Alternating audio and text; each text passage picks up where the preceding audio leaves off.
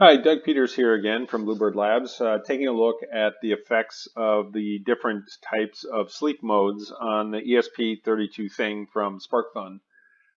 Here's a quick look at the hardware setup that I have with the BattLab-One and the ESP32. And what I'll do now is go ahead and capture the profile, the current profile for the ESP32 thing in the light sleep mode.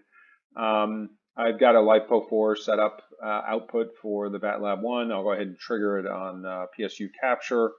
And I'll capture about, I think it run the active events about 12.3 seconds. We'll go ahead and capture that active event and see what the current profile looks like during that active event time. And we're just about done. And about 113, call it 113 milliamps on the active event. And all this code does on the Arduino is it just does a Wi-Fi scan. It does it 6 times. You'll see 6 different profiles. I missed a little bit of the last part of that active event. But I'll use the same profile capture when we do the deep sleep. I'll go ahead and capture the sleep mode now. And you'll see during the sleep mode, the light sleep mode, we get about 2.4 milliamps of current draw from the ESP32 thing, which gives us about 23.5 days of battery life on the ESP32 thing using the light sleep mode and for this particular bit of code that we wrote for the Arduino. What I'll do now is go ahead and change the Arduino code to the deep sleep mode, and we'll see what impact that has on our overall battery life.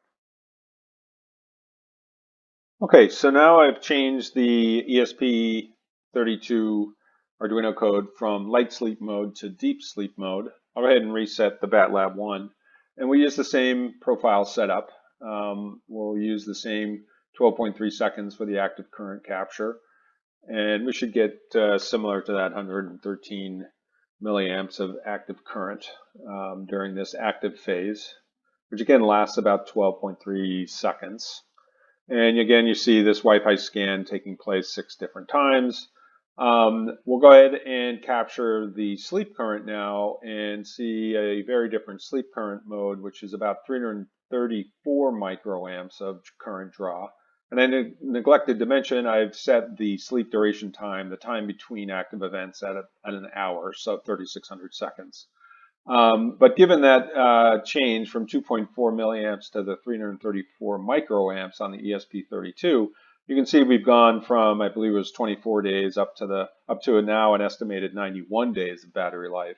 In fact, if I put in that original 2.4 milliamps of current and optimize, you'll see it was about 23.5 days of battery life at the light sleep mode versus about 91 days using the deep sleep mode of the ESP32.